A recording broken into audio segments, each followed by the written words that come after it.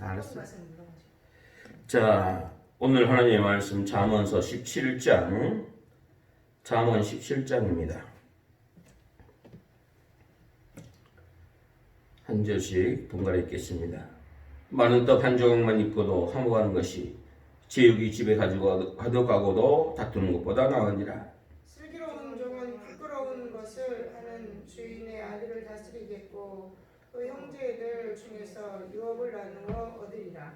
도가니는 은을, 풀무는 금을 연단하거니와 여호와는 마음을 연단하시느니라. 악을 행하는 자는 사악한 입술이 하는 말을 잘 듣고 거짓말을 하는 자는 악한 혀가 하는 말에 귀를 기울이느니라. 가난한 자를 조롱하는 자는 그를 지으신 주를 멸시하는 자요, 사람의 재앙을 기뻐하는 자는 형벌을 면하지 못할 자니라. 손자는 노인의 면류관이요 아비는 자식의 영환이라. 지나친 말을 하는 것도 미련한 자에게 합당하지 아니하거든 하물며 거짓말을 하는 것이 정직한 자에게 합당하겠느냐? 뇌물은 그 인자가 보기에 보석 같은즉 그가 어디로 향하든지 형통하게 하느니라. 허물을 덮어주는 자는 사랑을 구하는 자요, 그것을 거듭 말하는 자는 친한 것을 이간하는 자니라.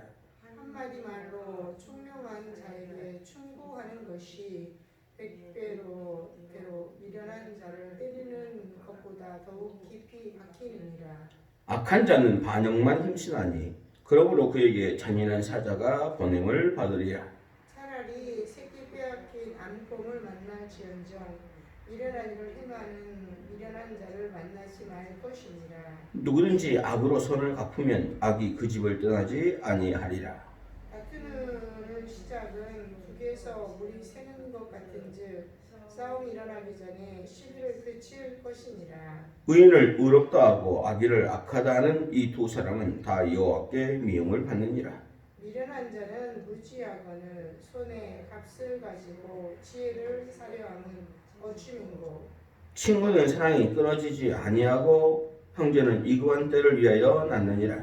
지혜 없는 자는 남의 손을 잡고 그의 이웃 앞에서 보증이 되느니라. 다툼을 좋아하는 자는 죄가를 좋아하는 자요, 자기 머리를 높이는 자는 파괴를 구하는 자니라.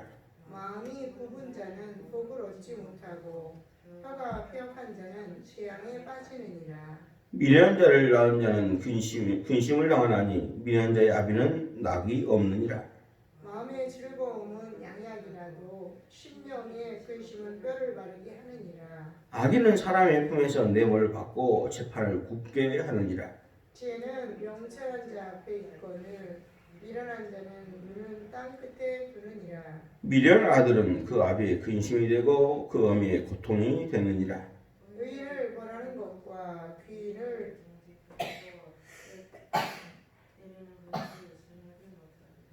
말을 아끼는 자는 지식이 있고 성품이 냉철한 자는 명철하니라. 미련한 자라도 잠잠하면 지혜로운 자로 여기겠고 그의 입술은 닿으면 슬기로운 자로 여기느니라. 아멘. 아멘. 오늘 잠언의 말씀은 이웃관계에서 어떤 자로서의 삶을 살아야 되는가, 특별히 미련한 자의 어리석음에 대해서 많이 강조하고 있는 모습을 볼 수가 있습니다. 잠언이란 말은 한마디로 말씀한다면 지혜로운 자의 말을, 그러니까 경구를 모은 책이다, 이렇게 말할 수가 있습니다. 단순한 격언집이 아니라 앞으로의 시대를 살아가는 젊은이들이 어떻게 살아야 될 것인지를 반복해서 교훈합니다. 그래서 잠언 말씀은 계속해서 앞전에 했던 말씀이 뒤에 계속 나오고, 음료에 대한 교훈이 계속 나오고, 지혜로운 자, 미련한 자에 대해서 계속해서 정직한 자, 악한 자에 대해서 말씀하고 있는 그 모습을 우리가 볼 수가 있습니다. 이 짤막한 그 한 구절의 그 문구를 통해서 또 앞과 뒤가 대비되는 그런 모습을 통해서 우리에게 잊을 수 없는 교훈을 주기도 하죠. 그래서 본문에서 말씀하는 것처럼 말입니다. 어쩔 때는 사람을 바뀌게 하는 것이, 사모님 거기 있으면 제가 보입니까? 가려갖고 안 보이죠. 거기 저 끝에 나오면 보이잖아요. 네. 나도 안 보이니까 그래요. 네. 어쩔 때는 잘못한 사람을 매로 때리면 그것이 올바른 교훈이 될 때가 있습니다. 그런데 어쩔 때는 한마디의 진짜 충고가 그 사람의 심령을 울릴 수가 있다는 것입니다. 인격을 변화시킬 수도 있다는 것입니다. 그러니까 말의 중요성을 강조해도 부족합니다. 잠언에서 지혜라고 말하는 것은 여호와를 경외하는 것이라고 말씀하는 것을 잘 알지 않습니까? 여호와를 경외하는 것이 지식의 근본이다. 지혜의 근본이다. 어리석은 자는 지혜와 훈계를 멸시한다라고 1장 7절에서 말씀하는 것처럼 말입니다. 여호와를 경외하는 것이 지혜의 근간을 이루는 것입니다. 근간이란 것은 뿌리, 바탕을 말하는 것이죠. 신앙생활이란 것을요, 하나님을 믿는다는 것을 잘못 생각하는 사람들이 많습니다.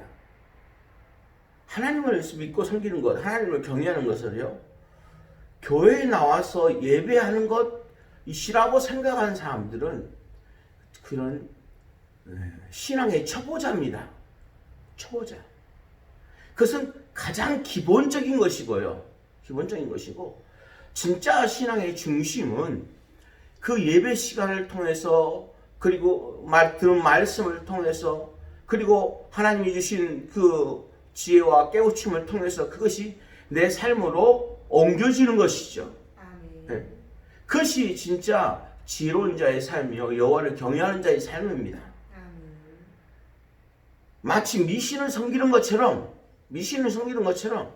뭐 절에 가서 빌고, 뭐 아침에 뭐 정한식 떠놓고 빌고, 자기 생활을 다 자기 생활을 하면서 그냥 빌면 다 되는 걸로 생각하는 그런 신앙은 올바른 기독교의 신앙이 절대 아니라는 사실을 여러분 명심할 수 있기를 축복합니다. 아멘. 왜냐하면 사람은요, 근본적으로 악합니다.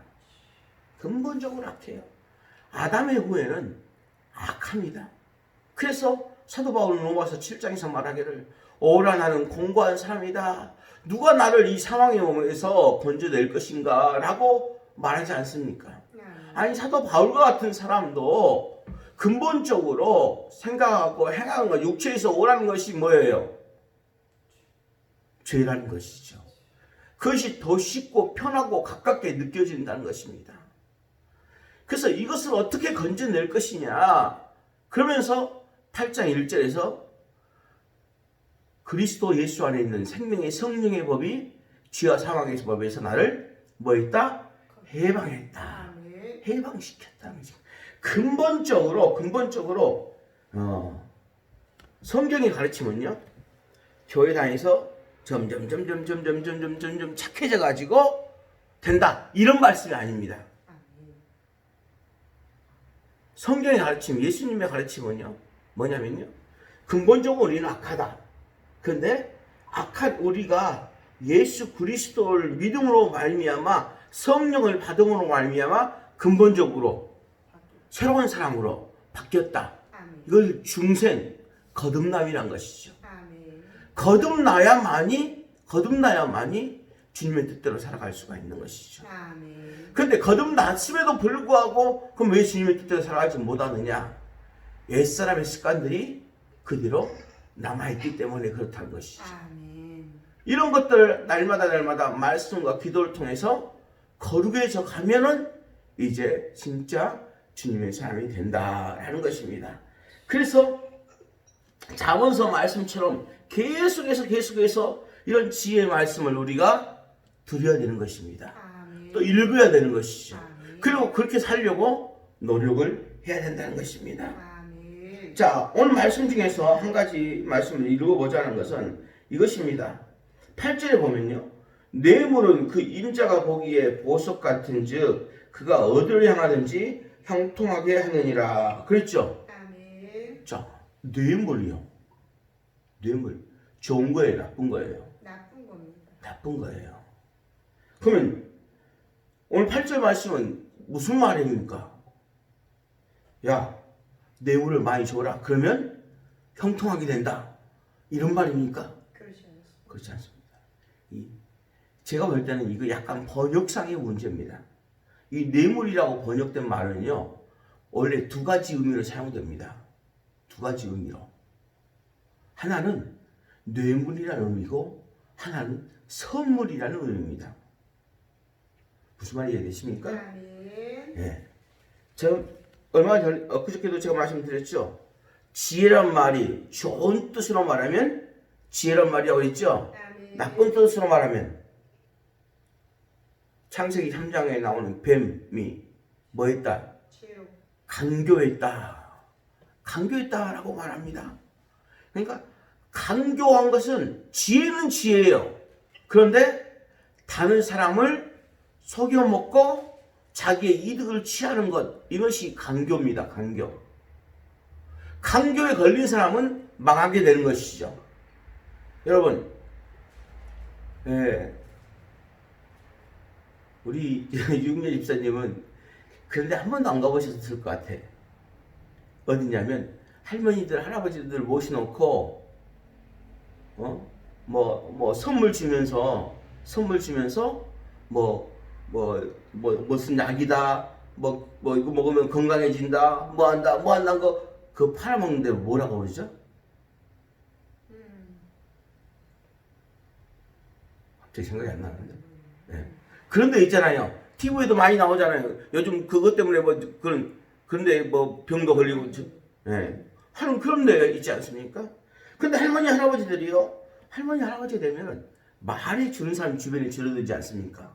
먼저 자식들도 그렇게 막 가까이 하지 않고요. 그러다 보니까 친구들 만나는데도 그렇게 돈이 주머니에 풍성한 것도 아니니까. 그런데 거기 가면요, 젊은 청년들이 할머니, 어머니 이렇게 하면서 말입니다. 얼마나 싹싹하게 구는지. 그리고 갈 때마다 화장지를 비롯해서 각종 선물을 주는 거예요. 왜 줘요? 물건 사게 하려고. 그거 10,000원짜리, 5,000원짜리 이런 것들을 줘가지고 나중에 몇십만 원짜리, 몇백만 원짜리 물건을 팔아먹어요. 그런데 이제 공짜를 받다 보면은 사람은 미안한 마음이 들잖아요. 내가 뭐 해줘야 된다고 생각되잖아요. 옛날에 우리나라 사람들 60년대, 70년대 말입니다. 60년대, 50년대 선거할 때 고무신 주면 다 찍어줬어요. 왜요? 내가 받아 먹었으니까 해줘야 된다. 이런 생각이 사람들의 마음속에 있거든요. 그런 것처럼 그런 사람들의 마음을 이용해가지고 하는 그런 지혜를 가리켜서 강교하다고 말하는 것입니다. 그런 것처럼 뇌물은 분명히 나쁜 것입니다. 뇌물을 왜 뇌물을 주는 거예요? 자기한테 불합리한 이익을 취하기 위해서. 네. 예를 들어서 내가 죄를 지었는데 판사에게 나에게 죄가 없다고 해주라 라는 의미에서 주는 것이고, 또한 공무원들에게 그걸 줌으로 말미암아 허가가 안 날 건데 허가가 나게 해달라 라고 해주는 것이 뇌물이지 않습니까? 그럼 선물은요? 선물은 그냥 주는 겁니다. 그냥 주는 것입니다. 대가를 바라지 않고 주는 것입니다. 그냥 예수 그리스도를 하나님께서 우리에게 선물로 주셨지 않습니까? 뭔 대가를 바라고요? 아무런 대가를 바라지 않고 주셨다. 그러니까 예수 그리스도가 선물이 되는 것입니다. 구원이 우리의 선물입니다. 그런데 선물을 받으면 누구든지 기분이 좋죠. 그러면 그 사람을 어떻게 대하게 돼요? 선대하게 돼요. 그러므로 그러면 그의 삶이 형통한다는 것이죠. 그러니까 똑같은 단어로 쓰였지만은 뇌물이라는 의미와 선물이라는 의미는 전혀 다를 수 있다라는 것을 우리가 아시길 바랍니다. 마찬가지로 똑같은 말씀입니다. 근데 똑같은 말씀인데 그 말씀이 어떤 마음으로 말하느냐에 따라서 받아들이는 사람에게 전혀 다른 의미로 갈 수도 있다는 것이죠. 그것을 우리는 항상 명심하면서 살아야 됩니다. 성경은 복 있는 사람을 누구라고 말합니까? 악인들의 길을 쫓지 않고 죄인들의 길에 서지 않고 오만한 자의 자리에 앉지 않는 사람이라고 말하죠. 그러니까 오늘 저와 여러분들이 이와 같은 자의 길을 간다는 것은 한마디로 말하면 하나님을 믿지 않는다는 것입니다. 하나님을 신뢰하지 않는다는 거예요. 다른 말로 하면 그 사람들이 비록 유대인이라 할지라도, 아니 그 사람이 비록 교회 다니는 사람이라 할지라도 삶 속에 진짜 하나님을 믿지 않기 때문에 그렇게 살아간다는 것입니다. 살아가면서 어쩔 수 없이 저지르는 그런 죄악들을, 그런 것은 있을 수 있죠. 그러나 그 마음 속에서 그렇게 살아가는 것들은 죄라는 것입니다. 그것이 바로 악이라는 것이죠. 그러니까 그렇게 살지 않는 자들은 어떤 삶을 사느냐? 날마다 주의 말씀, 여호와의 말씀을 주야로 묵상하는 자가 된다는 것입니다. 그가 바로 하나님의 사람들이라는 것이죠. 그 사람이 바로 행복한 사람이라고 오늘 우리에게 말씀하고 있습니다. 그렇기 때문에 행복한 사람은, 복 있는 사람은 미련하고 어리석은 자의 말을 하지 않습니다. 죽이는 말을 하지 않습니다. 살리는 말을 합니다. 세상에서 가장 사람을 살리는 말은 복음입니다. 죽은 영혼을 살리는 복음. 그 복음이 우리를 살립니다. 오늘 본문 3절에 보면 그렇게 말하지 않습니까?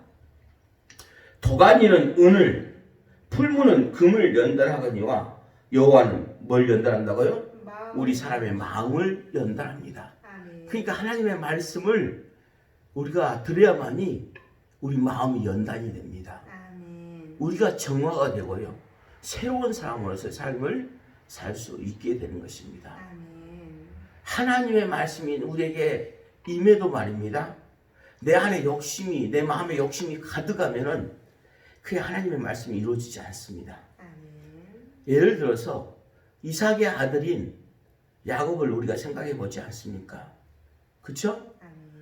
야곱이 어렸을 때 여러분 생각해 보시기 바랍니다. 아브라함이 100세에 이삭을 낳았습니다. 이삭이 60세에서 야곱을 낳았습니다. 우리는 에서가 야곱이 아브라함 할아버지 보지도 못했을까 이렇게 생각하는데 그렇지 않습니다. 그들이 아브라함이 175세에 죽었으니까 15살 될 때까지 아브라함은 살아 있었습니다. 그러면 살아있는 아브라함이 그 손자들에게 그냥 눈에도 안 아플 손자들에게 뭘 가르쳤을까요? 하나님의 말씀을 가르쳤겠죠. 그렇겠죠.